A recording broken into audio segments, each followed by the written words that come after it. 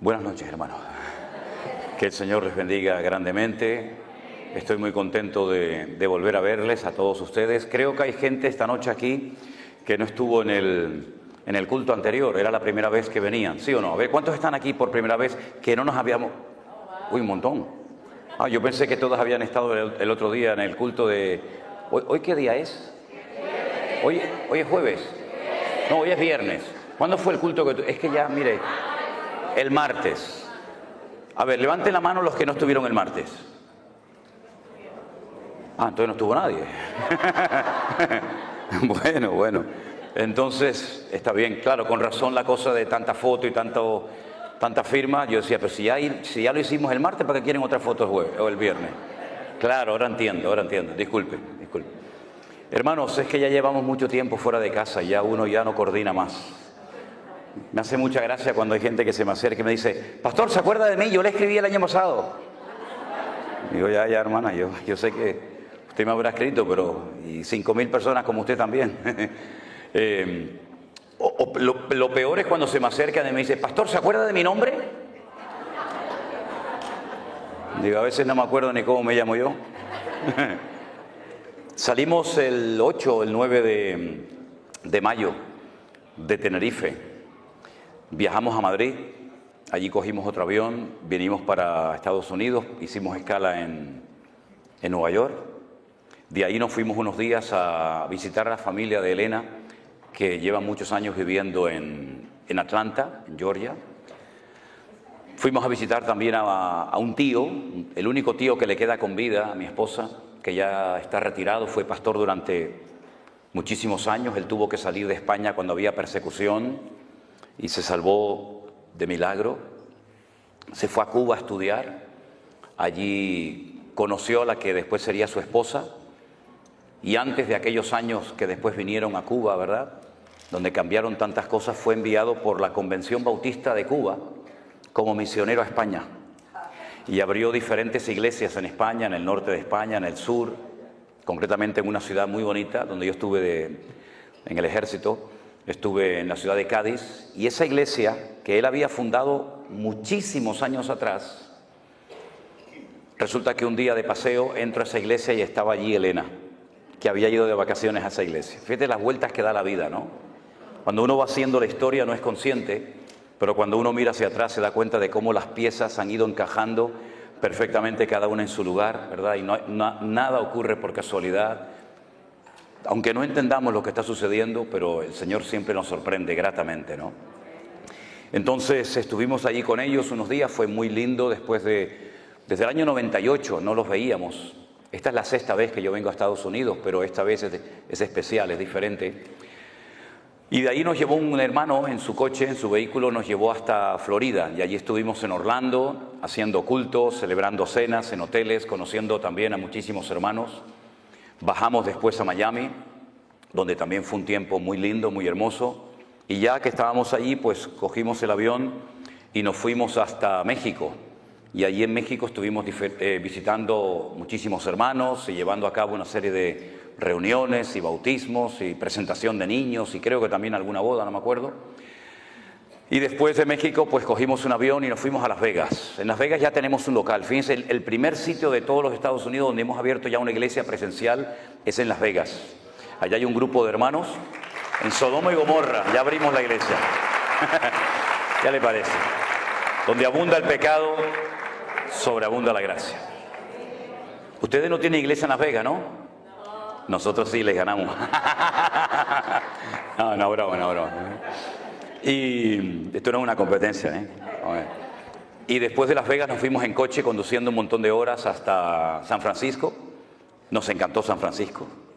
Me decía el hermano Jeremías, que es uno de los colaboradores, junto con otras hermanas que están aquí esta noche con nosotros, que ¿qué quería conocer de San Francisco? Y le digo, mira, yo quiero conocer de San Francisco 2 sitios. Quiero ver el Golden Gate, el puente, que ahí hice un par de devocionales, no sé cuántos lo vieron. Estaba a la mitad nublado, estaba con niebla, pero me hacía mucha ilusión de estar allí, ¿no? En el puente de San Francisco, ¿no? Y le dije, mira, y a mí me hace mucha ilusión, incluso hasta si me dejas allá dormir, me quedaría.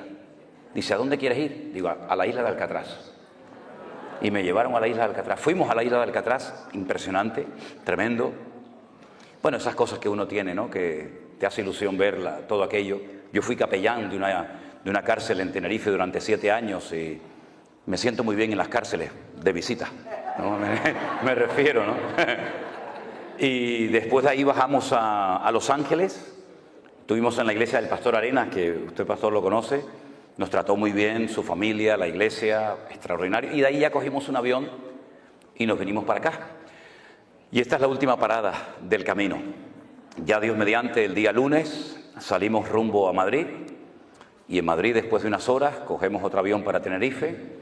Y ya la expectativa, porque mi hija mayor, que no ha venido con nosotros, Priscila, que algunos de ustedes a lo mejor conocerán, con su marido, pues están esperando su primer hijo y nuestro primer nieto. Yo no sé lo que se siente cuando uno es abuelo, pero bueno, ya veremos a ver qué pasa. Ya veremos. Y estamos gratamente sorprendidos por todo lo que el Señor ha hecho. Yo tengo que admitir y reconocer y pedirles perdón a todos ustedes públicamente, porque durante los días del confinamiento, cuando estábamos cerrados, y yo creía firmemente que nadie nos estaba viendo ni escuchando, que estaba predicando a un salón de sillas vacías. Y varias veces tuve la tentación hasta de parar la predicación, porque decía, Señor, ¿qué estamos haciendo aquí? ¿Quién nos está viendo? ¿Quién está escuchando? Me di cuenta de que en aquellos tiempos en los que atravesamos aquel desierto, porque aquello fue un desierto totalmente, ¿verdad? Nos dimos cuenta tiempo después de que el Señor estaba usando esas palabras, esos cultos, esos mensajes para ganar a miles de personas. Y ha sido una obra invisible, por lo menos para nosotros. Ustedes juegan con ventaja, ustedes nos ven a nosotros, saben si somos altos, bajos, si vamos bien vestidos, mal vestidos. Ustedes lo saben todo de nosotros. La gente dice, oye, ¿cómo está fulano? ¿Cómo está mengano? Digo, pero ¿ustedes cómo saben eso? Y dicen, nosotros lo sabemos todo. Yo no sé nada de nadie, pero ustedes lo saben todo de nosotros, porque lo contamos todo. Y nos hemos dado cuenta de que el Señor hizo una obra maravillosa. Para muchos el concepto en sí mismo de la iglesia virtual ya les choca, les sorprende, porque yo sé que no estamos habituados a hablar en esos términos, ni a ver el poder y el mover de Dios a través de las redes sociales como lo hemos visto y lo seguimos viendo cada día, pero realmente el Señor es increíble. Hemos cantado esta noche varias veces, cuán grande eres tú, cuán grande es el Señor. Y es que efectivamente nuestro Dios es mucho más grande de lo que tú te puedas imaginar. Ni nuestros cánticos, ni nuestras alabanzas, ni nuestros aplausos nos pueden hacer entender, por lo menos en este momento, mientras estemos en este planeta Tierra, lo grande y lo poderoso y lo magnífico que es nuestro Dios. Pero a la misma vez, ese Dios tan inmenso, tan indescriptible para el lenguaje humano, se ha reducido, por decirlo de alguna manera, se ha acercado a nosotros en forma de hombre, con carne y hueso, y habitó entre nosotros, y pudimos ver su gloria. Y cuando caminaba por las calles de Israel, partió el rumbo de la historia en dos. Mira que hubo grandes profetas en la antigüedad, ¿verdad? Podríamos hablar de Jeremías, de Isaías, de Daniel, pero ninguno de ellos se pudo comparar jamás a la personalidad, a la figura de nuestro amado y querido Salvador, el Señor Jesús. Porque Él, mis queridos hermanos, dejando toda la gloria, dice que se despojó y se anonadó. Esa es lo que dice la versión 1909, la nuestra Reina Valera del 60, en ese sentido no tradujo bien el término. Dijo que se despojó, pero yo me puedo despojar de la chaqueta, pero seguir vestido. Pero Él se anonadó, lo cual significa que se hizo nada, ¿verdad? Y tomando forma de siervo, podía haber tomado forma de rey, de conde, de duque, de marqués. Tomó forma de siervo. Y estando en la condición de siervo, de hombre, se humilló a sí misma hasta lo máximo. Ya no podía bajar más. Y dice que estando en la condición de hombre se hizo obediente, porque tú te puedes hacer hombre, pero ser un desobediente, un rebelde. Pero él optó a hacerse hombre obediente hasta la muerte, eligiendo la peor muerte de todas las que se han inventado por la raza humana, que es la muerte de cruz.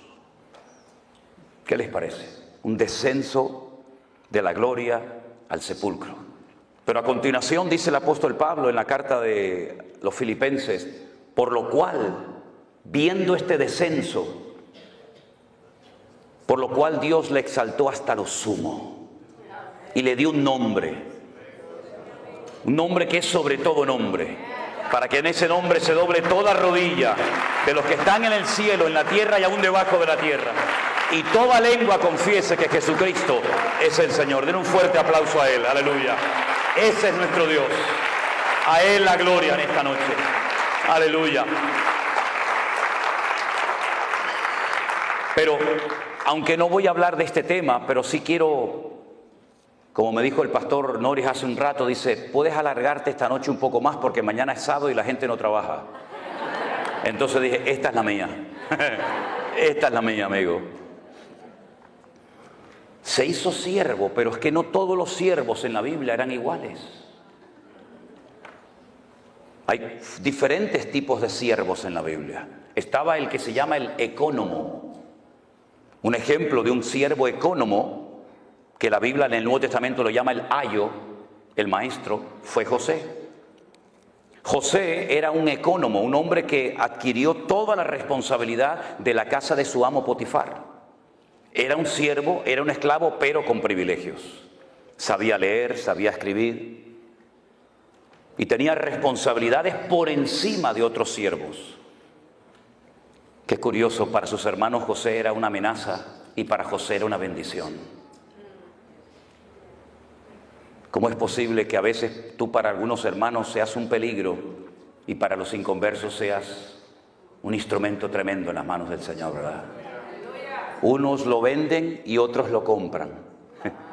Y él fue un ecónomo, un hombre que marcó una diferencia en Egipto, y toda la administración económica de todo el imperio cayó sobre sus manos, porque era un siervo, pero un siervo ecónomo. Pero cuando Moisés escribe la ley, habla de un tipo de siervos que se llaman los doulos, que son los esclavos de amor.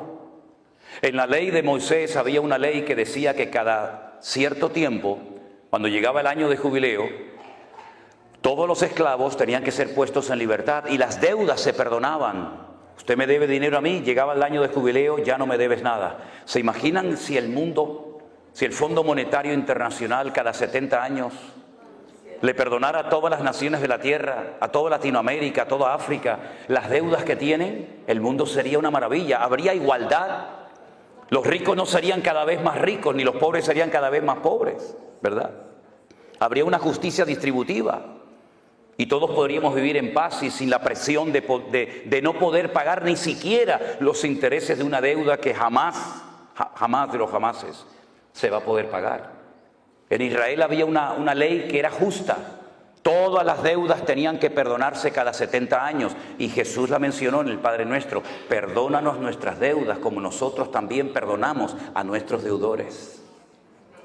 Viene del año de jubileo. Y se le daba la posibilidad a los esclavos de irse, de empezar una vida nueva como ciudadanos libres. Pero corría la posibilidad, y de hecho ocurrió en varias ocasiones, esclavos que renunciaban voluntariamente a su libertad.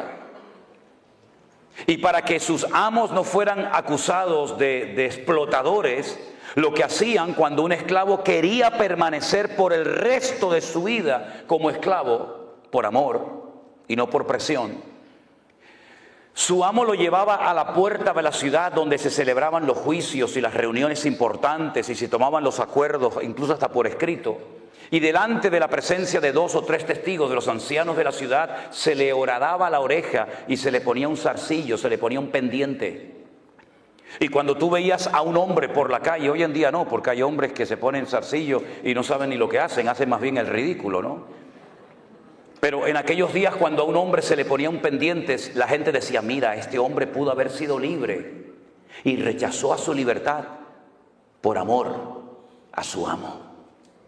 El tercer tipo de esclavo que había era el upereta, que es el que se menciona en el texto de Filipenses que les acabo de mencionar, tomando forma de upereta, tomando forma de siervo. Era el siervo de siervos, el que estaba en el escalafón, en el nivel más bajo, para limpiarle los pies a la gente que venía a la casa de sus amos. Eran los que los romanos ponían abajo en galeras, en aquellos barcos de remo que cruzaban el Mediterráneo, y allí bajabas pero no subías.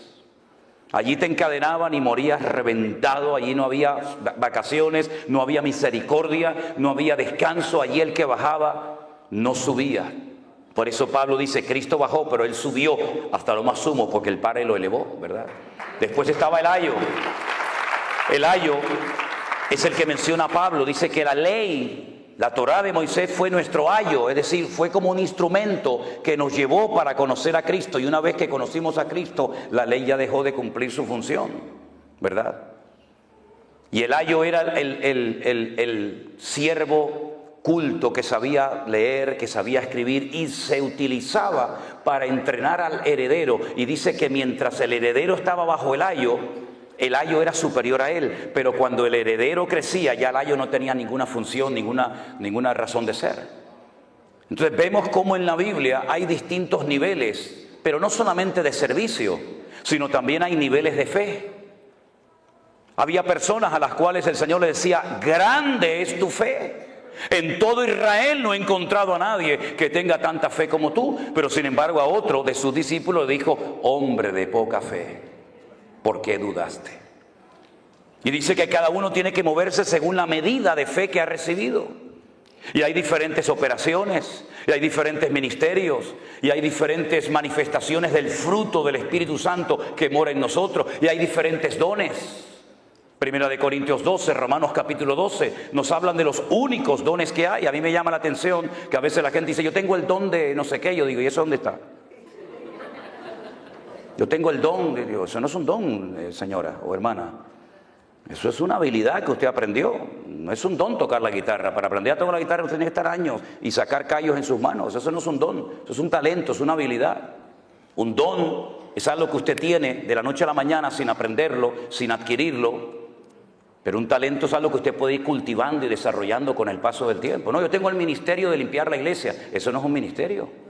No me digan. No. Bueno, vamos a dejarlo ahí porque se van a enfadar conmigo algunos. Y yo no venía a hablar de esto esta noche. Cierre sus ojos un momentito, vamos a orar, porque yo creo que el tema que tengo esta noche para compartir con ustedes, que es un estudio predicado, creo que nos puede hacer mucho bien, y espero que la palabra del Señor nos hable y nos ministre en esta noche. Yo voy a pedirle al hermano Luis, si es tan amable, hermano, venga un segundo. Haga una oración para que la palabra que el Señor hoy puso en mi corazón, que compartiera con todos ustedes, sea de bendición para la iglesia y para todos los que posteriormente la van a escuchar. Oramos, hermanos. Padre Dios, gracias. Delante de tu presencia, reconociendo, Señor, tu poder. Gracias. Gracias, Dios mío. Todo lo que tenemos y todo gracias, Señor. Por tus méritos, Señor. Aleluya. Te damos las gracias, Señor, porque enviaste al Espíritu Santo. Amén. No solamente a traernos las escrituras, sí, Señor, Shaddai, ayúdame en el nombre de Jesús. Así es. Dando iluminación. Oh, gloria, barabacosha, ayúdame, Señor, en el nombre de Jesús. Sí, así es. Te damos las gracias. Gracias, Dios mío. Señor, en este día. Oh, gloria. Santo, que tú derrames conocimiento, que tú derrames entendimiento, Señor. Que puedan, Señor, recibir, Señor. Sí, Padre lo que Santo. puedas poner, Señor. Prepara los corazones. Amén. Dios. En el nombre de Jesucristo te damos las gracias. Amén, amén. Gracias, hermano. Fuerte ese aplauso a nuestro Dios. Aleluya. Gloria a Dios. Antes que se me olvide, yo dije que en marzo del 2020 estuvimos pasando un desierto. Todos estuvimos en cierto sentido, unos más, otros menos, pasando un desierto, ¿verdad? Veíamos las iglesias vacías, por lo menos yo, las sillas vacías, pero cuando un día descubrí el significado de la palabra desierto en hebreo, ese día me empecé a gozar de una forma tremenda. ¿Quieren que se lo comparta un momentito? Sí, ok. Si no quieren me lo dicen, ¿eh? Yo tengo otras cosas que decirles, pero los libros de la Biblia, en nuestra Biblia, lamentablemente, digo lamentablemente con todo respeto, no recibieron el nombre que el Señor les puso. Por eso nos perdemos mucha bendición simplemente por leer el título del libro que no se llama así en hebreo. Tenemos un libro que se llama el libro de Números. Y uno dice, bueno, números, sí, porque hubo un censo. No, pero espere. El libro de números en la Biblia se llama el libro de Bamidbar. Diga conmigo, Bamidbar. Significa literalmente en el desierto. El libro de números en hebreo se llama en el desierto. Bamidbar. Y usted dice, bueno, ¿y? Pero escuche, hay 3 letras dentro del concepto, dentro del término Bamidbar o desierto, que significa hablar.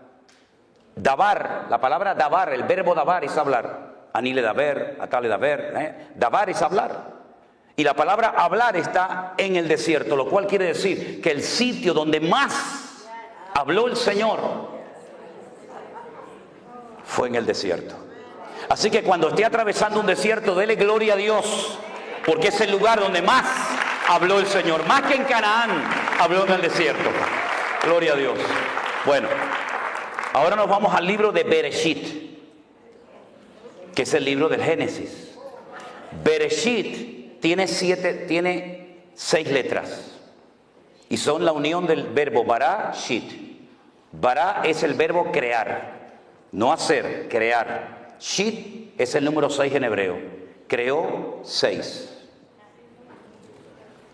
Y en el libro de Bereshit, o en el libro de Génesis, en el capítulo 9, se relata una historia muy, muy interesante.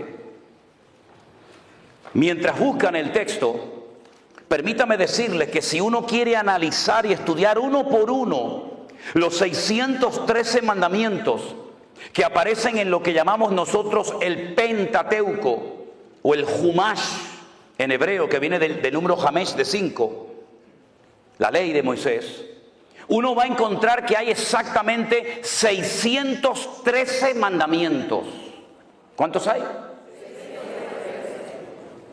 Y todos los días, observando, conociendo la cultura de Israel, tú ves el 613 por todos lados. Por todos lados. Miren, cuando yo voy a Israel, y espero que algunos de ustedes, ya algunos me han dicho que van a ir conmigo este año, cuando ustedes llegan allí se van a dar cuenta que yo tomo mucho un zumo, un jugo, que es de Rimón, ¿cómo se llama? De granada. De granada. ¿Sabéis lo que es la fruta, la granada, no? Bueno, ellos parten la granada a la mitad, la meten así en una máquina, la exprimen y te dan un zumo de granada que a mí particularmente me gusta muchísimo. Las granadas de Israel, cuando usted las parte a la mitad y empieza a sacar las semillitas esas rojas que lleva dentro, las pone todas encima de una mesa, de un plato, de un vaso, y usted va a contar 613. Bueno, será casualidad, vamos a coger otra, pártela a la mitad, saca 613. Puede partir 1000 granadas y todas ellas tienen dentro 613 semillitas. Pero eso se ve por todos lados, por todas partes se ve.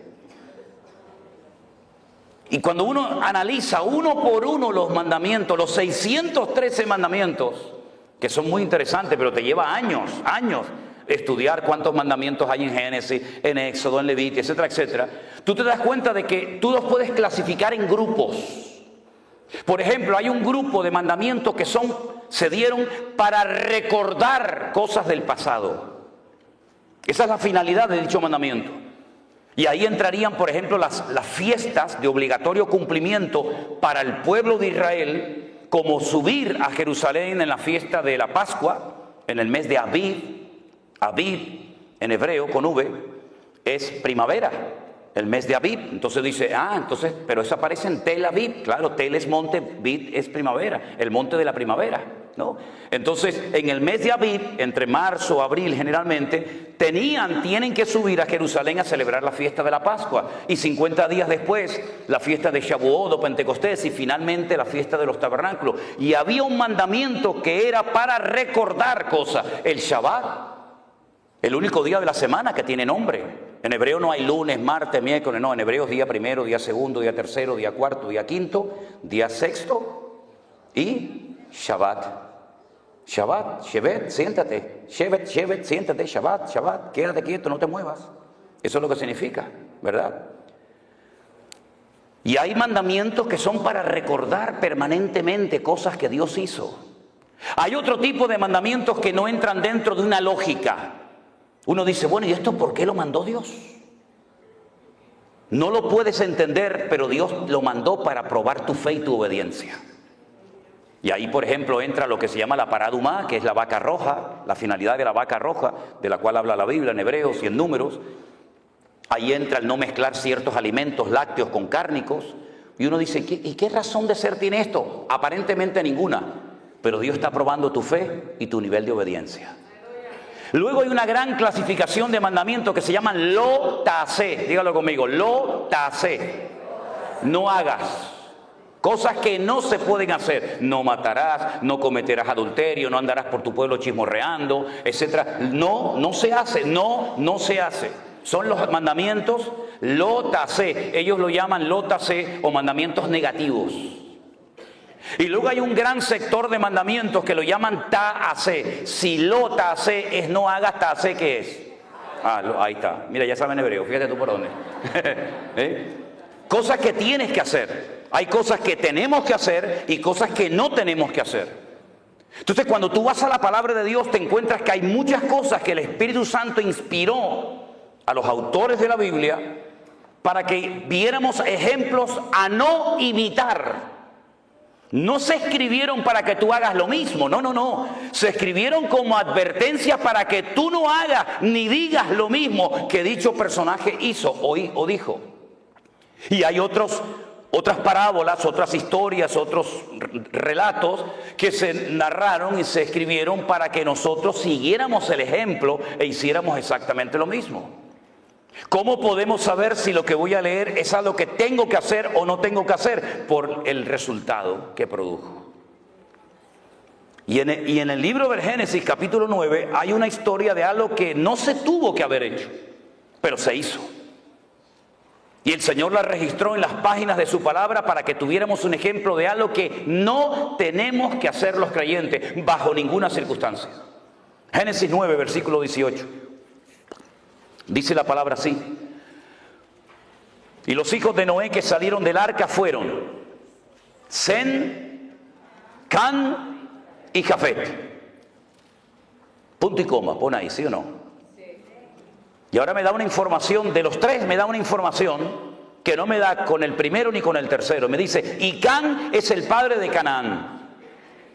¿Por qué no dice el versículo? Bueno, y fulano de tal es el padre de... No solamente de Can, solamente destaca. ¿Se dan cuenta? Sem, Can y Jafet destaca que Can es el padre de Canaán. Por algo será, lo vais a ver ahora. Versículo 19. Estos tres son los hijos de Noé y de ellos se llenó toda la tierra. Toda la raza humana desciende de ellos. Es un estudio muy interesante ver qué naciones descienden de Jafet, de Sem, de Can, ¿verdad? Pero no es el tema ahora. Después comenzó Noé a labrar la tierra y plantó una viña. ¿De dónde sacó esa viña? Si toda la tierra estaba anegada en agua, seguramente ya la tenía dentro del arca. Se llevó muchas semillas, no solamente animales, se llevó muchas semillas, muchas plantas que posteriormente cuando él sale, las planta. Entonces él planta una viña y bebió del vino y se embriagó y estaba descubierto en medio de su tienda. Para los que no sepan, yo creo que esto es algo que todo el mundo sabe, pero simplemente a modo de información.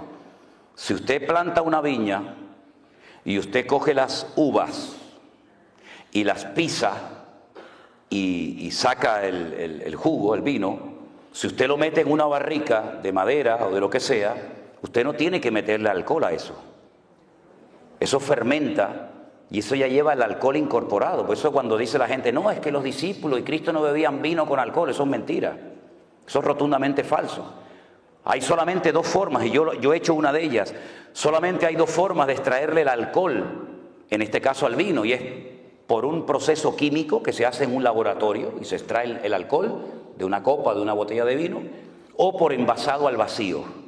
Si usted no le extrae el alcohol al vino y si usted no lo envasa al vacío, eso que usted pisa sí o sí lo va a ver que hierve y al poco tiempo eso tiene alcohol. Eso es así.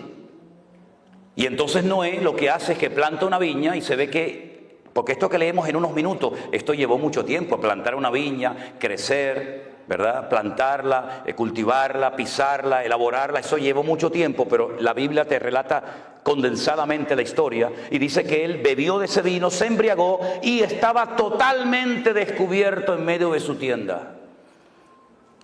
Ya en el tiempo del Génesis el Señor había cubierto la desnudez de Adán y Eva. Y lo que hace es que se descubre. Cuando ya el Señor había establecido el principio de que ya el hombre no podía andar por ahí desnudo, sino cubierto. Aunque me llama la atención que la ropa se inventó para cubrir, pero hay algunas personas que usan una ropa que lo que hace es que lo descubre. Pero bueno, eso es un tema para otro día. Can, vuelvo otra vez a decir, padre de Canaán, ya es la segunda vez que lo dice. Ya es la segunda vez que lo dice. Y Canaán no existe. Existe Sem, Can, Jafet. De momento Canaán no está por ningún lado, pero dice que Can fue su padre, vio la desnudez de su padre y lo dijo a sus hermanos que estaban fuera.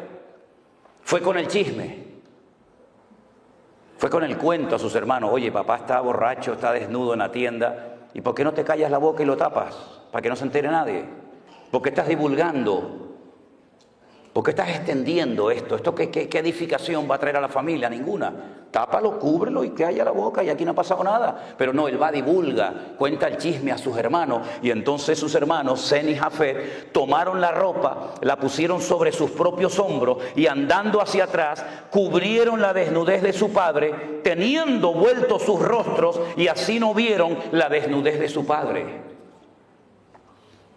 En el texto en castellano, en español es imposible captar esto, pero si usted lee este texto en hebreo, el texto nos da a entender que Can intentó hasta abusar sexualmente de su padre.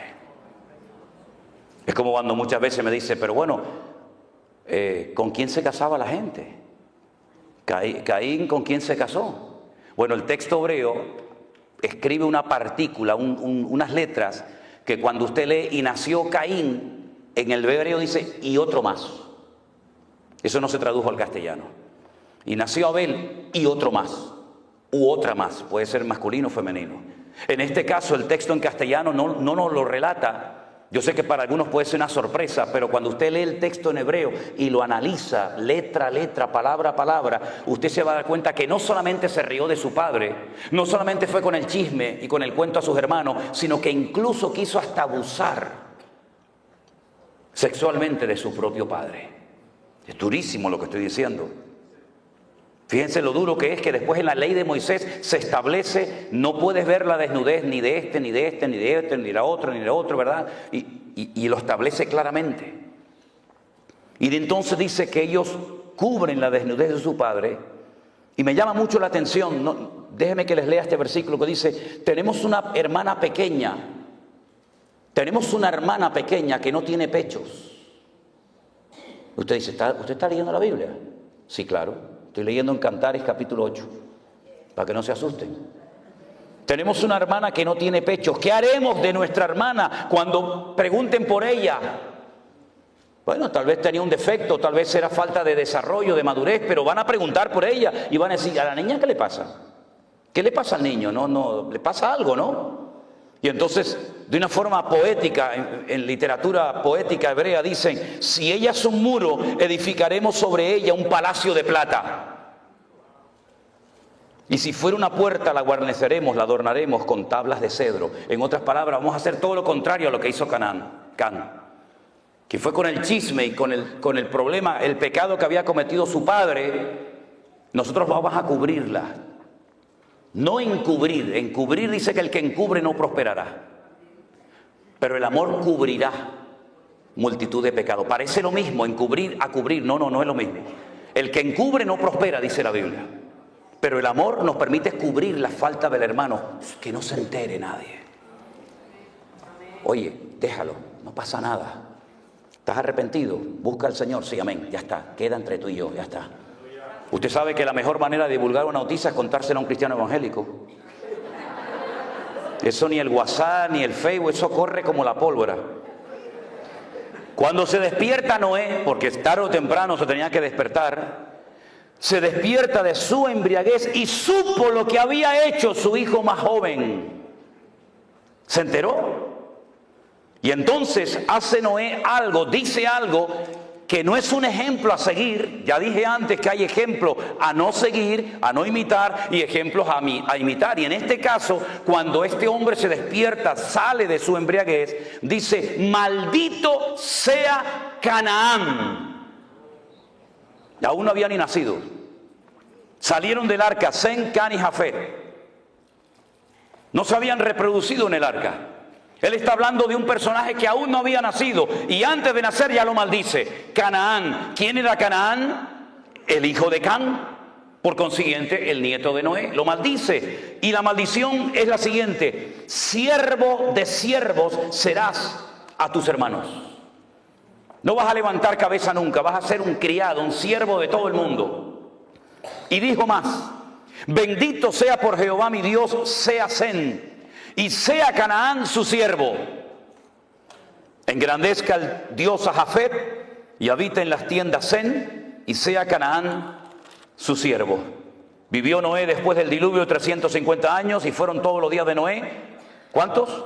950 años, y murió. Y uno dice: ¿cuántos años? No se preocupe, que aún hubo uno que vivió más. 969 vivió en Matusalén, 19 años más que este. ¿Qué le parece? Lanza una maldición. ¿Hizo bien en decir aquello? No. Pero marcó el destino de Canaán. Y yo les pregunto a todos ustedes que ya son conocedores de las Escrituras: ¿cómo se llamaba el país al cual el Señor quiso llevar a su pueblo de Egipto, cruzando el desierto, rumbo a dónde? A Canaán. Qué curioso, ¿no? La gente de ese país, los cananeos, que no eran originarios de Canaán, por ejemplo, los filisteos vinieron de Europa. Sí, los famosos filisteos, los enemigos acérrimos del pueblo de Israel y de David y de Saúl, eran de la isla de Creta, la que después pastoreó, ¿se acuerdan? La iglesia en Creta, Tito. Ellos fueron de Creta y ocuparon toda la costa mediterránea de Israel, de tal manera que ellos controlaban el comercio que entraba y salía. Ellos todavía en aquellos tiempos dominaban las 5 ciudades de los filisteos. Por eso ahora entiende por qué David cogió 5 piedras. Porque ellos controlaban desde, apréndanse estos 5 nombres: Gaza, Ashkelon, Asdod, Ecrón y Gat. ¿Lo dice conmigo? Gaza, Ashkelon, Asdod, Ecrón y Gat. Entonces, ¿este de dónde es? No, este es de Gat. Dame 5 piedras por si acaso vienen los 4 detrás y me los cargo también a los 4.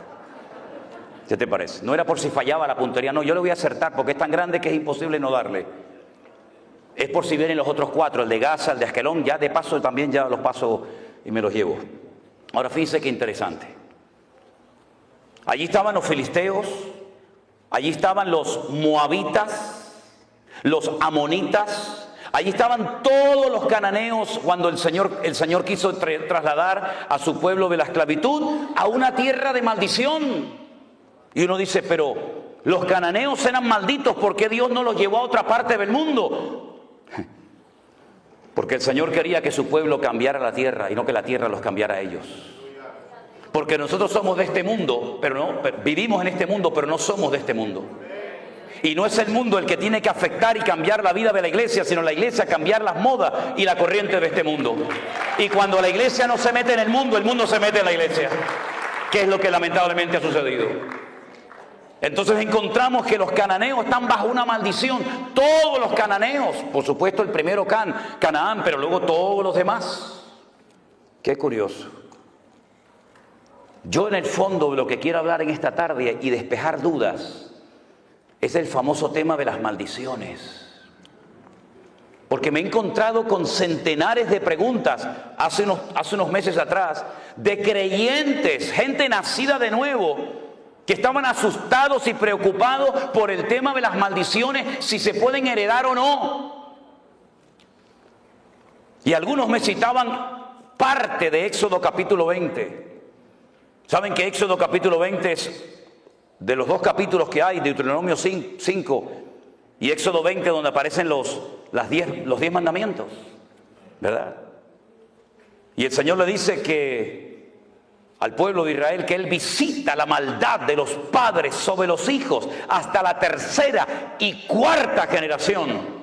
Y me citaban así el texto y yo les decía, no lo mutile, no lo corte, siga. No lo corte, siga citándolo. De los que me aborrecen, que no es nuestro caso, hermanos.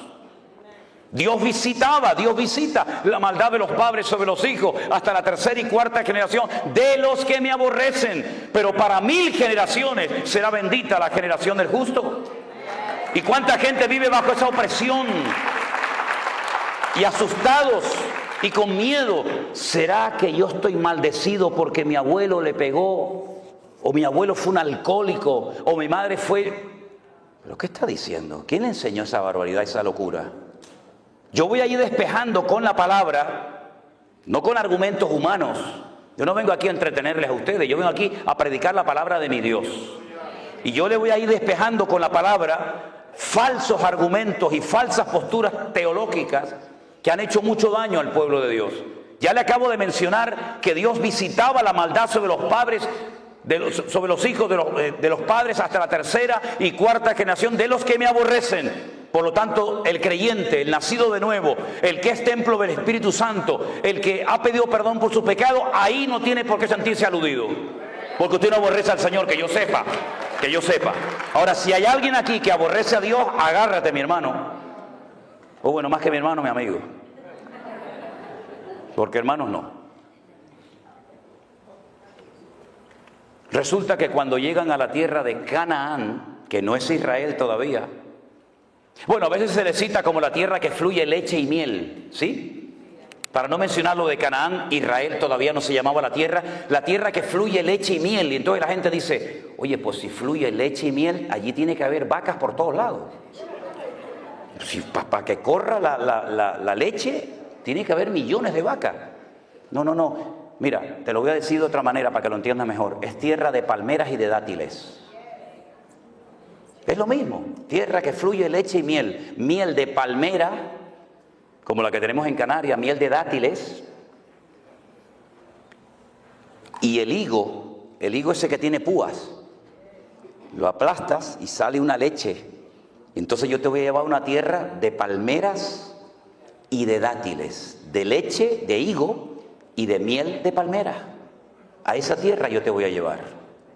Pero allí a la tierra que yo te voy a llevar no es como la de Egipto, que no hace falta orar por lluvia, allí siempre hay agua. ¿Por qué? Porque viene el río más largo del mundo, 6.666 kilómetros de largo. Siempre hay agua en Egipto.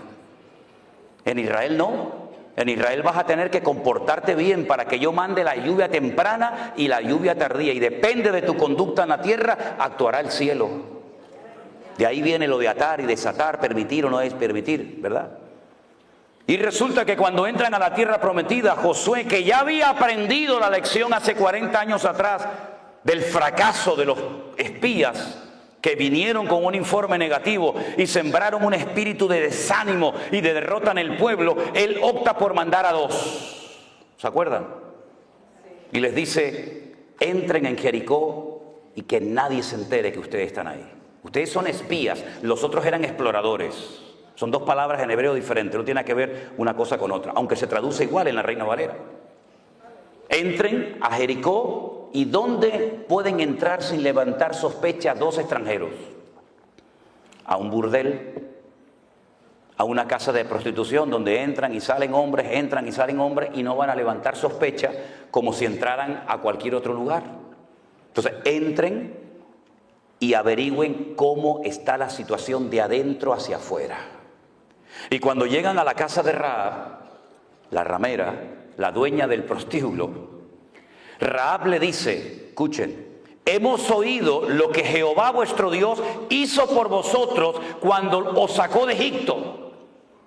Es como si te saca alguien el periódico de hace 40 años de esta ciudad y te lee las noticias de hace 40 años, como si fueran actuales. Eso es lo que Rahab está haciendo. Hemos oído lo que el Señor vuestro Dios hizo cuando os abrió el mar rojo, cuando derrotasteis a Faraón y a los egipcios. y cómo habéis ido venciendo a todos los reyes por el camino. Y sabemos que el Señor vuestro Dios entregará esta tierra en vuestras manos. Tenían más fe los inconversos en el Dios de Israel que Israel en el Dios de ellos. Y entonces ella pide clemencia, pide misericordia. Por favor, no me matéis, porque esta ciudad yo sé que va a ser entregada en vuestras manos. Ahora, hay un dato curioso en el libro de Josué que dice que Rahab vivía entre muro y muro. Eran 2 muros alrededor de las casas, eran 2 círculos concéntricos, uno más grande que el otro, ¿verdad? Eran como 2 grandes circunferencias. Y ella vivía entre muro y muro. Quédense con ese dato. Ellos le dicen, si tú no le cuentas al rey de Jericó que hemos estado aquí y que nuestros soldados están al otro lado del Jordán, y cuando vayan a Israel conmigo van a ver Jericó, Jericó todavía existe, la ciudad de las palmeras, y van a ver allí el río Jordán, y enfrente van a ver otro país que hoy en día se llama Jordania. Eso es un país inventado, eso no existía, eso en la Biblia es Moab. Pero los ingleses, para que no les atacaran y no les robaran las posesiones, dijeron a los hashemitas, que eran los peores del desierto, mira, vamos a hacer una cosa, para que no nos ataquen más y nos dejen en paz, les regalamos un país entero y te nombro rey. Y entonces dijeron, ¿cómo lo llamamos? Pues si está el Jordán, Jordania, venga, para ustedes. Y así se lo inventaron. Entonces las tribus estaban al otro lado. Y estos, cuando le dicen a Rahab antes de irse, amarra este cordón rojo en la ventana de tu casa para que cuando entremos y caigan las murallas y tomemos posesión de la tierra, sepamos dónde tú vives para que no te matemos. Pero una cosa, tienes que estar dentro de la casa, tú y toda tu familia. ¿Lo entendiste? Sí, ok, chao. Se fueron. Viene la destrucción de Jericó, todos conocemos la estrategia. Allí no se lanzó ni una piedra, ni una lanza, ni una jabalina, ni una flecha, nada, porque no iban a caer por el poder del hombre, iban a caer por la estrategia divina. Los muros cayeron de arriba abajo, se desmoronaron, no cayeron. Cuando los arqueólogos fueron en los años 50 a estudiar las antiguas murallas de Jericó, que aún están allí, la antigua Jericó, se dieron cuenta de algo muy curioso, que los muros no habían caído de afuera hacia adentro, tampoco lógicamente de afuera hacia adentro, sino, ¿se acuerdan la imagen aquella que vimos aquí cerca cuando aquellas 2 torres gigantescas, cómo cayeron? Se desmoronaron sobre sí mismas, así, de arriba abajo. Así cayeron los muros de Jericó, porque fue una intervención divina del cielo a la tierra. Cuando ellos entran a la ciudad de Jericó, todas las murallas caen, el círculo de afuera y el círculo de adentro, pero la casa de Rahab permaneció. Porque caerán a tu lado 1000 y 10.000 a tu diestra, mas a ti no llegará, por cuanto has puesto tu confianza en Jehová tu Dios. Fuerte ese aplauso a él. Dios la cuidó, aleluya, porque Dios cuida de la vida de su pueblo. Bendito sea Dios. Recuerden, ella es descendiente de Canaán, y Canaán, que estaba bajo la maldición de Noé. Maldito sea Canaán. ¿Cómo eran los cananeos? No tengo tiempo de explicar todo, pero fundamentalmente tremendamente idólatras, salvajes, sin misericordia, sin piedad ninguna, y una promiscuidad sexual sin precedentes, terribles. Todo valía, sin especificar detalles, todo valía en la cultura, en la idiosincrasia, en la mentalidad cananea. El sexo era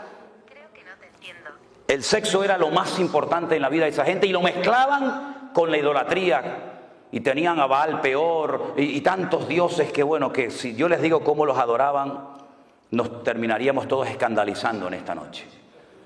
Esta mujer se convirtió, diríamos en un término cristiano para que nos entendamos, y ella dice en la Biblia que se casó con uno de los espías, que se llamaba Salmón. No que se casó con un pescado, a ver si me entiende. Cuidado. Se llamaba Salmón.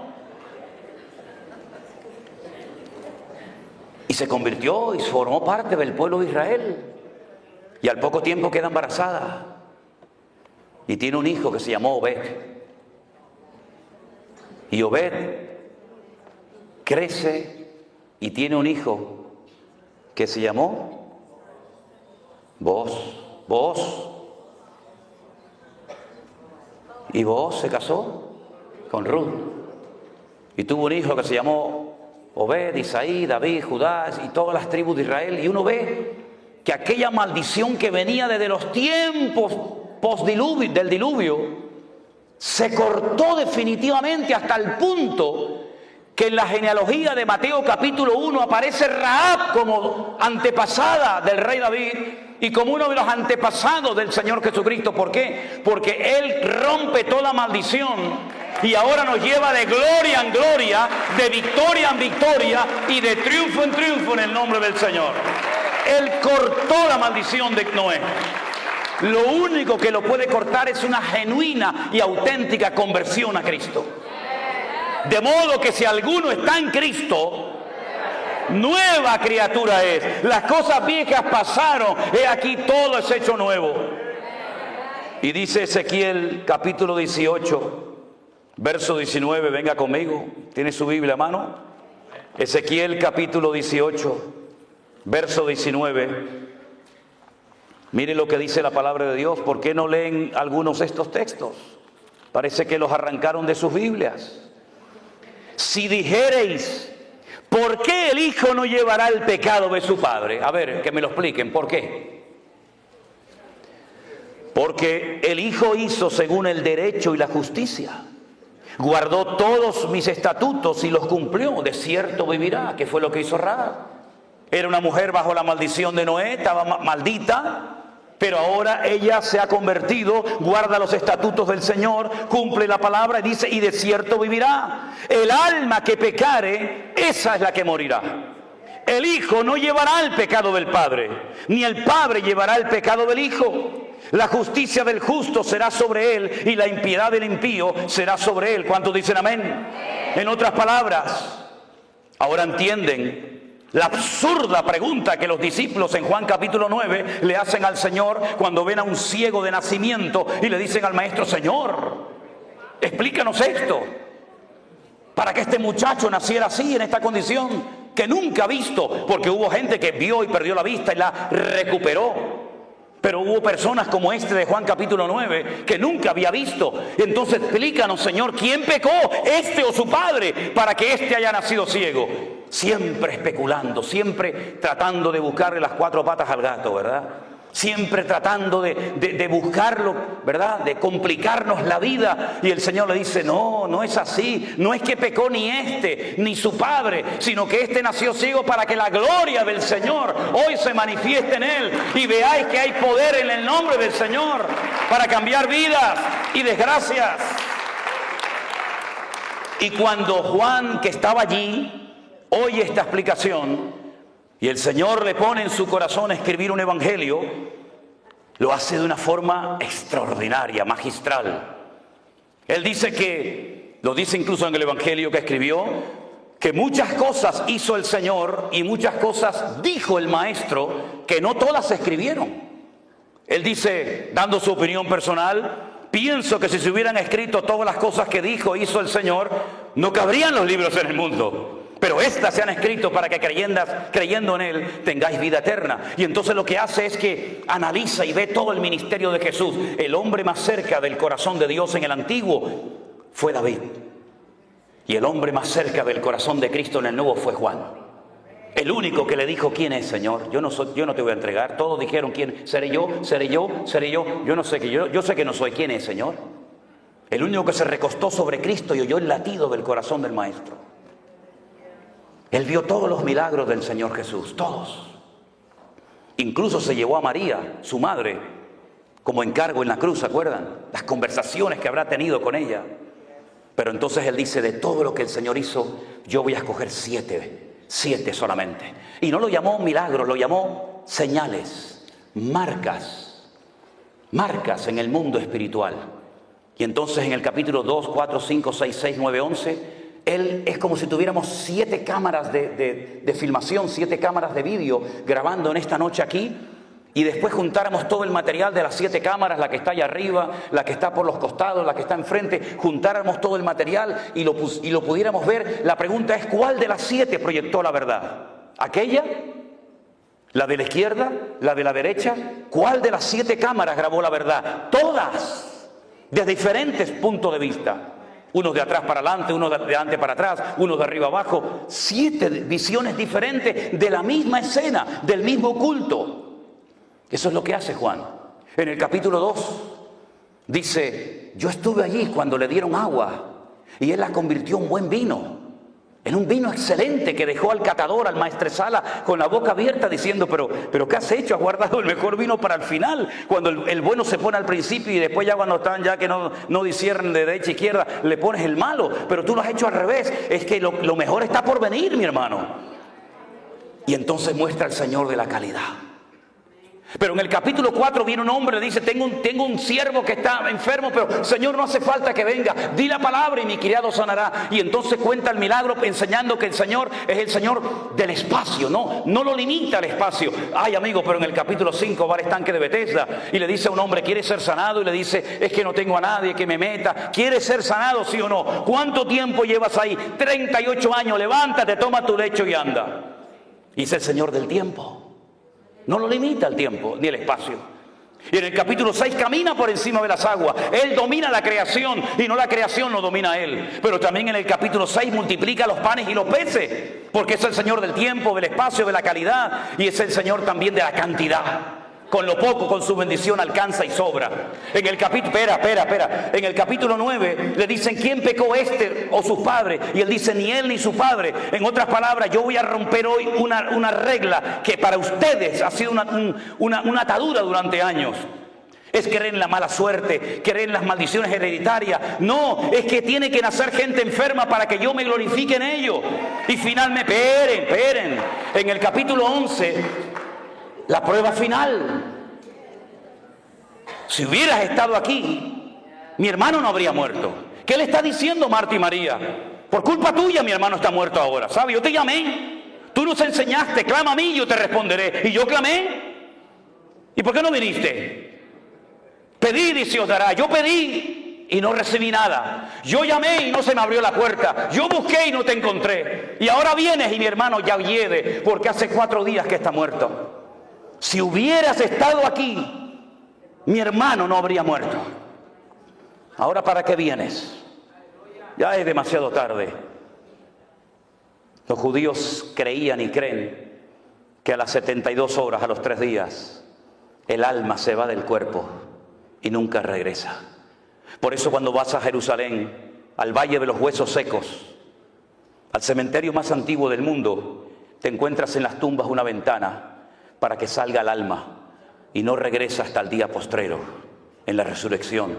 Y Jesús le dijo, pero María, por favor, Marta, yo soy la resurrección y la vida. ¿Qué estás diciendo? El que cree en mí, aunque esté muerto, vivirá. Y le dice Marta y María, yo sé que mi hermano resucitará, pero no ahora, en el día postrero.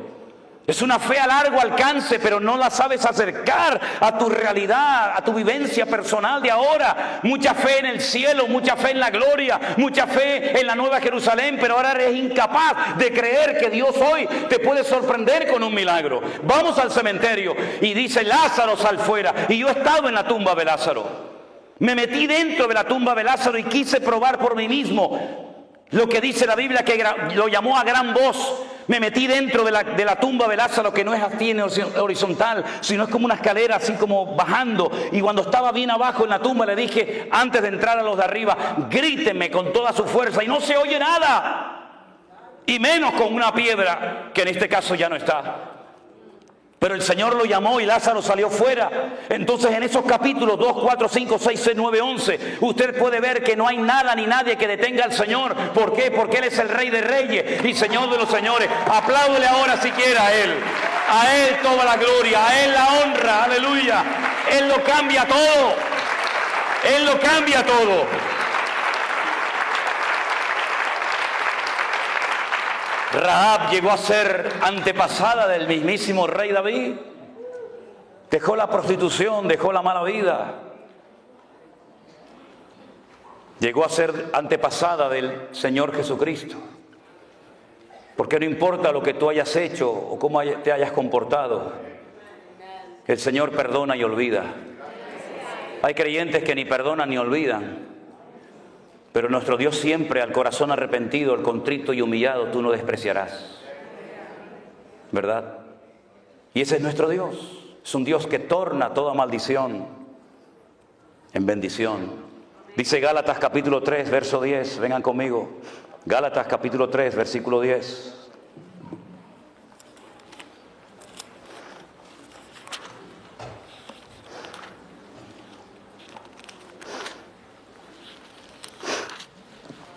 Porque todos los que dependen de las obras de la ley están bajo maldición. No es nuestro caso, ¿verdad, hermanos? Los que dependen de las obras de la ley están bajo maldición. ¿Por qué? Porque la ley dice: maldito todo aquel que no permaneciera en todas las cosas escritas en el libro de la ley para hacerlas. ¿Usted quiere vivir según la ley? Inténtelo. Vaya, ya empiece. Si usted es capaz de cumplir una ley perfecta de 613 mandamientos, siendo un ser humano imperfecto, finito y limitado, inténtelo. Pero le digo de antemano que no lo va a poder conseguir nunca. Nunca lo va a poder cumplir. Porque si quisiera incluso hoy en día decir: yo prefiero vivir según la ley y no según el cristianismo, según el evangelio, hay más de 430 mandamientos que no va a poder cumplirlos porque no hay templo en Jerusalén. Y todos ellos dependen de que hay templo en Jerusalén. Pero si quiere intentarlo, allá usted. De nada le sirve poner las 2 velitas encendidas el Shabbat. De nada le sirve ponerse un kipá en la cabeza. Yo siempre le digo a los hombres: ¿usted quiere vivir según la ley? Sí, hermano. Ok, ¿ya se circuncidó? Ay, no, hermano, eso no me lo diga. Digo, entonces usted, esto no vale. Por las obras de la ley ninguno se justificará delante de Dios, dice la Biblia. Es evidente, porque el justo por la fe vivirá. Sadik emunató yihyeh, dice el texto hebreo. Sadik, el justo, emunató, por su fe, yihyeh, existirá. Una cosa es vivir y otra cosa es que tu propia existencia dependa de tu fe. Es mucho más profundo. La ley no es de fe, sino que dice: el que hiciere estas cosas vivirá por ellas. Pero Cristo nos redimió de la maldición de la ley, hecho por nosotros maldición, porque escrito está: maldito todo aquel que es colgado de un madero. Para que en Cristo Jesús la bendición de Abraham alcanzase a los gentiles, a fin de que por la fe recibiésemos las promesas del Espíritu. En otras palabras, todas las maldiciones del Antiguo Testamento, que son muchísimas, el Padre se las cargó a nuestro Señor Jesucristo en la cruz. Las quebró todas y cada una de ellas. Y la última palabra, las últimas palabras de Cristo en el madero, en la cruz, fueron: consumado es. Tetelestai. Consumado, pagada está la deuda. Tal vez no entendemos lo que quiso decir en profundidad el maestro en aquel momento, pero el Señor Jesucristo dio una palabra, expresó con 2 palabras lo que hacían los romanos cuando una persona en su imperio cumplía la condena. Le daban un papel que se llamaba el certificado de deuda. Usted le debe al Imperio Romano 30 años de cárcel, trabajos forzados, en galeras, donde sea. Cuando usted cumplía la condena, ponían su nombre, su apellido, su condena, el día que entró, el día que salió, y abajo ponían el sello del Imperio Romano y ponía la misma expresión, la misma palabra que el Señor Jesucristo, minutos antes de morir, la pronunció en la cruz del Calvario. Pagada está la deuda. No es que la salvación sea gratis. La salvación no es gratis. Lo que pasa es que Él pagó el precio. Y para usted es gratis. Pero el precio era la vida. El precio era la sangre. Y es gratis para mí, pero no fue gratis para Él. Y por eso dice Pablo que era ciudadano romano y entendía la cultura de la época y la idiosincrasia de los pueblos. Él dice que él tomó el acta de los decretos que nos era contraria y se fue a la cruz y la clavó, y despojando a los principados y potestades triunfó sobre ellos en la cruz. Bendito sea el Señor. No le debemos nada. La deuda está pagada. No hay maldición, no hay nada que a usted lo separe del Señor. Un versículo más. Primera de Pedro capítulo 3, verso 9. Primera de Pedro capítulo 3, versículo 9. Un texto también muy interesante a tener en cuenta. Dice así la palabra del Señor.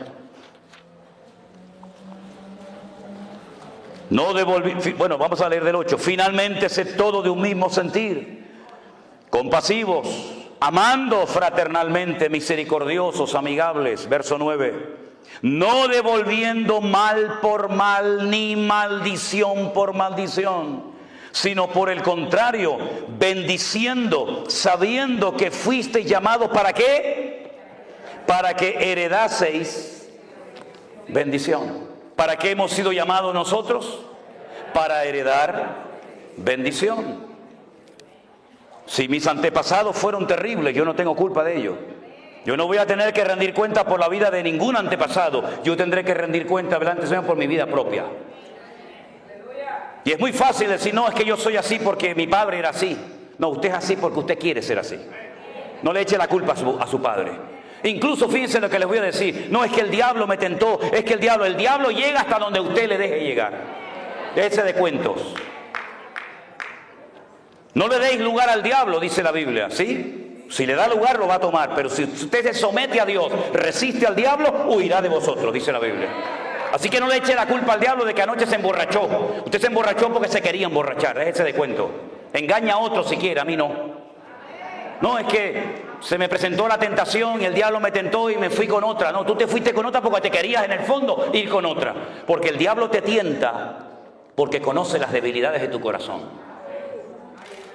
Porque hay gente que no es tentada nunca por la droga, porque nunca anduvieron en ese camino. Y porque hay gente que son tentadas en ciertas cosas, porque son las rendijas que le tienes abierto al enemigo, que él las conoce perfectamente. Y cuando estás rodeado de luz, cuando estás en medio del campamento de los santos, cuando estás entre los hermanos, el enemigo ni se te ocurre acercarte, pero en el momento en el que bajas la guardia y en el momento en que nadie te observa, si tu corazón no es limpio, no verás a Dios, porque dice la Biblia que solamente los limpios de corazón verán a Dios. Pero no quiero terminar este estudio, este mensaje, sin citar el famoso versículo de, pero hermano, y si no damos el diezmo, no estamos en maldición. Sí, ya sé que es Malaquías, ¿eh? Gracias por recordármelo, ¿eh? Dicho sea de paso, el último libro de nuestra Biblia es el libro del Antiguo Testamento. ¿Cuál es? Malaquías. En hebreo no. En hebreo son los mismos libros que los nuestros, pero el orden es diferente. ¿Y por qué los judíos quitaron a Malaquías del último libro del Antiguo Testamento, de la Tanaj, como lo llaman ellos? Y pusieron Segunda de Crónicas. Porque cuando usted termina de leer el Antiguo Testamento, dice la palabra maldición. Y para no terminar de leer la Biblia, el Antiguo Testamento, mencionando la última palabra maldición, lo ponen en otro sitio para no terminar con la palabra maldición, sino con el nombre Israel. Porque la palabra Israel es muy interesante porque termina con una letra que se llama la letra Lamed, que es la equivalente a la L, nuestra. Y cuando usted empieza a leer la Biblia desde el principio, la primera letra que se encuentra es una letra que se llama la letra Bet, que significa casa y son 4 preposiciones, pero bueno, es la letra Bet. Entonces yo empiezo leyendo la Biblia con la letra Bet y termino el Antiguo Testamento con la letra Lamed y la junto las dos y dice Lev, corazón. Cuando termino de leer la Biblia he conocido y he penetrado en el corazón de mi Dios. Ahora, mis queridos hermanos, me han preguntado muchas veces que usted está en contra del diezmo. No, yo no estoy en contra del diezmo. ¿Usted quiere dar el diezmo? Délo. Pero si usted no da el diezmo, usted no se va a ir al infierno.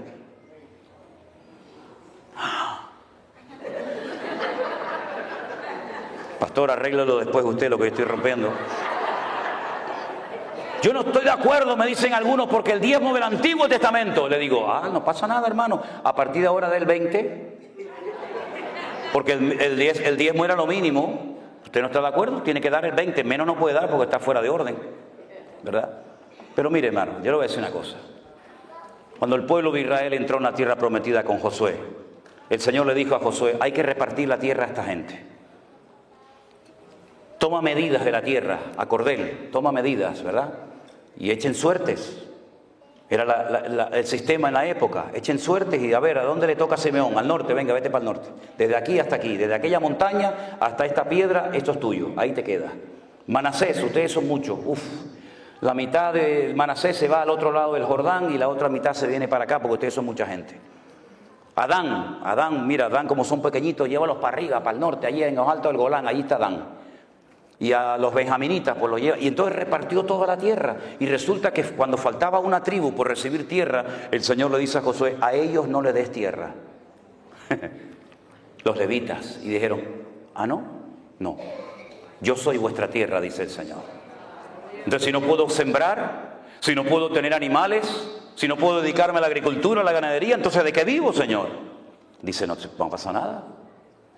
Le voy a pedir a las tribus restantes, a las 11 que tienen tierra, que separen el 10% de sus beneficios y se lo den a ustedes, para que ellos se dediquen a lo material y ustedes se dediquen a lo espiritual. Claro, cuando el pueblo estaba en obediencia, alineado con el Señor, los levitas vivían de maravilla. Porque imagínate, te venían vacas, te venían ovejas, te venía de todos los productos de la tierra. Pero cuando bajaban la guardia, cuando se iban en pos de los dioses, los levitas lo pasaban mal. Pero el diezmo se creó por Dios porque es la ley más justa que existe. Porque nadie da más que nadie. Si usted gana $10,000 y su diezmo son 1,000, está dando exactamente lo mismo que el que gana 1,000 y da 100. Los dos han dado en proporción a su ingreso. Han dado el 10%. El que tiene más da el 10 y el que tiene menos da el 10. Es exactamente igual. Pero fue una ley para cuidar de una casta sacerdotal llamada los levitas. Eso cuando dicen, oye, no, es que los que están en la alabanza son los levitas. Se levita los que cantan. Esta de la República Dominicana, el otro de Japón, el otro de Venezuela, va a ser un levita esto. Eso no tiene nada que ver, no esté mezclando las cosas, porque eso sale mal. Mire, entonces los levitas vivían del amor y de la generosidad, ¿verdad? Y del corazón solidario del resto de sus hermanos. Pero fue una ley para mantener, no para extender. Es decir, con el diezmo cubrimos los gastos. Con el diezmo las familias de Leví están cubiertas. Pero en la mentalidad del judaísmo no existe proselitismo. Mire, los musulmanes quieren ganar el mundo para su causa. Ellos ya han dicho en Europa hace muchos años, ganaremos a Europa con el vientre de nuestras mujeres. ¿Y qué es lo que hacen? Pariendo. Los europeos tienen 1 o 2 hijos, si es que los tienen, y estos tienen 7, 8, 9, 10. No, simplemente una regla de 3, ¿no? En tantos años, ellos son más o menos, entonces hay alcaldes, hay diputados, hay senadores. ¿Por qué? Porque ellos se reproducen, porque tienen el objetivo de evangelizar. Los cristianos también tenemos el objetivo de ir por todo el mundo y predicar el evangelio. Los budistas, todas las religiones, todas las sectas del mundo quieren ganar gente, quieren ganar adeptos, quieren ganar clientes, llámalo como quiera, para su causa, menos los judíos. Usted no se va a encontrar a un rabino judío aquí en Nueva York o en Jerusalén o en cualquier parte del mundo evangelizando. Es que ellos no quieren que usted se convierta. Ellos ni le hablan, ni le miran. Usted es un goyín, usted es un perro. Pero entonces, ¿cómo hacemos? Ellos entonces inventaron algo que lo llaman los Benei Noah. Benei Noah, los hijos de Noé. Y se inventaron 7 leyes que Dios le dio para los gentiles a Noé. Es un invento. Esto está en el Talmud, la Tetafot, la Gemara. Son cosas que no... Y entonces ellos dicen, nosotros somos el pueblo escogido. Ellos no tienen ninguna intención de evangelizar. Entonces, el sistema del diezmo era única y exclusivamente para mantener el templo abierto, pero no para extender el judaísmo o la Torá por todas las naciones de la tierra. ¿Cuál fue el gran error de la iglesia? Adoptó un sistema del judaísmo, lo aplicó a la vida de la iglesia y creen que con los diezmos y con ofrenda vamos a evangelizar el mundo, y es imposible, porque es cuestión de matemática y las matemáticas son ciencias exactas. Si a usted le entran 10,000, su límite son 10,000. Si a usted le entra $1,000,000, su límite son $1,000,000. Los diezmos son regularmente, generalmente, salvo excepciones, generalmente son las mismas entradas. Si usted basa su ministerio, si usted basa la economía de su ministerio, de su iglesia, de su denominación, única y exclusivamente en diezmos, usted está autolimitándose sin querer, porque la gente ganará siempre más o menos lo mismo. Entonces, ¿cuál es el sistema de Dios para la iglesia hoy en día? El justo por la fe vivirá. Eso se lo dijo el Señor a Abraham, no a Israel, se lo dijo a Abraham. Y por eso dice la Biblia que nosotros no somos hijos de la ley, nosotros somos hijos de Abraham, el que recibió las promesas. Entonces, si usted vive por fe, no hay límite. No hay un límite, no hay una contabilidad casi exacta todos los meses, sino que usted va a ver cada mes la gloria y la bendición del Señor. Y entonces cuando usted tiene que hacer algo, usted no tiene que sacar la calculadora. Usted lo que tiene que ponerse de rodillas y poner su fe encima de la mesa. Porque si usted saca la calculadora, dice, no podemos, hermanos, no podemos. Ha entrado este mes 10,000. Y ustedes me están diciendo que nos metamos en un proyecto de 50 millones. Y ustedes me están diciendo que compremos un avión. Y que ustedes me están diciendo, entonces no cuadran los números. Y una cosa es fe y otra cosa es locura y ambición. Una cosa es la fe y otra cosa es decir, no, el Señor nos va a respaldar. ¿Qué te va a respaldar si no te respaldan a ti? Pero si yo digo, hermanos, no nos dan las cuentas, pero no se preocupen, vamos a orar. Y el Señor nos va a sorprender. Y entonces el Señor comienza a sorprenderte como lo hizo con nosotros, que sin diezmos y sin ofrendas recibimos en los 2 meses de confinamiento ofrendas generosas de todo el mundo, que jamás en nuestra vida nos podíamos imaginar cómo el Señor usando a gente que no conocíamos. El Señor tocaba corazones de gente en Australia, en Alemania, en Afganistán, en Japón, en montones de lugares, sorprendiéndonos, porque el que sustenta y cuida a la iglesia no son los diezmos suyos ni los míos, sino es el Señor que cuida y bendice a la iglesia. Es una forma diferente, revolucionaria, ya lo sé. Pero algunos dicen, bueno, está muy bien su explicación, está muy bien, como me dijo a mí un pastor, yo te entiendo, Manolo, lo que quieres decir, pero yo no tengo esa fe. Y le dije, pues tienes un grave problema, querido. Porque yo tengo la obligación como pastor de despertar, de desafiar a mi pueblo. Y la Biblia me dice a mí como pastor, ese versículo no es para ti si eres oveja. Ese versículo es para mí como pastor. Y para los pastores que estamos aquí presentes. Imitad la fe de vuestros pastores. Yo no tengo que imitar la fe de ustedes. Son ustedes los que tienen que imitar la fe de vuestros pastores. Y para poder imitar la fe de unos pastores, uno tiene que ser el botón de muestra, el punto de referencia de lo que yo intento decirle a la iglesia.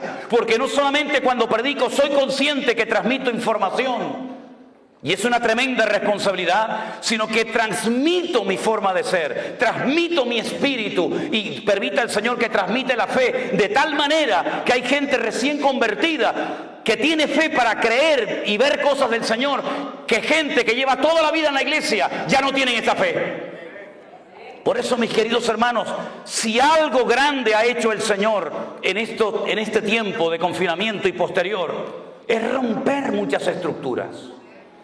Estructuras de denominaciones que funcionaron pero que ya no van. Estamos en unos nuevos tiempos, la palabra es la misma, el evangelio es el mismo, el mandato es el mismo, el Espíritu Santo es el mismo, pero Dios se está moviendo de formas diferentes en la tierra. Y hemos podido ver una cosecha de almas en 2 años que no habíamos visto en 40 años de servicio al Señor. Porque nuestra confianza no está en lo que tenemos, porque no tenemos nada. Algunos dirán, bueno, ahora que les está entrando tanto dinero a ustedes con ofrendas y con Facebook y con YouTube, este hombre será un millonario. Ahí está el tesorero de la iglesia, ahí está Armando. Pregúntenle a él cómo vive Manolo y Elena y sus hijas. Nosotros no tenemos propiedades, ninguna. Yo llevo ganando el mismo sueldo que me paga la iglesia hace 22 años. No vivo como un millonario. Miren mi ropa, miren mi casa, miren cómo vivimos. Yo no tengo anillo, yo no tengo cadena, yo no tengo nada. Este reloj me lo regaló una hermana en Israel cuando estuve. No estoy en contra de nada de eso. Pero yo sé que a mí me miran con lupa miles de personas. Y yo en lo que pueda evitar, intentaré evitar excesos, abusos y estupideces que no sirven para nada, sino para dar un mal ejemplo a las congregaciones. No se fije en el predicador cuando predica, fíjese en el predicador cuando se baja del púlpito. Y sobre todo mire a la familia del que predica. Porque de nada sirve que uno aquí arriba te aplaudan y te quieran y todo eso, si luego tu vida es un desastre a nivel personal y familiar. Hermanos queridos, vivamos en la libertad gloriosa de los hijos de Dios. Ninguna condenación hay para los que están en Cristo Jesús, los que no andan conforme a la carne, sino conforme al Espíritu. Cierra tus ojos en esta noche, mi querido hermano. Podríamos hablar mucho más de muchas cosas, pero como dice el refrán, al buen entendedor, con pocas palabras le basta.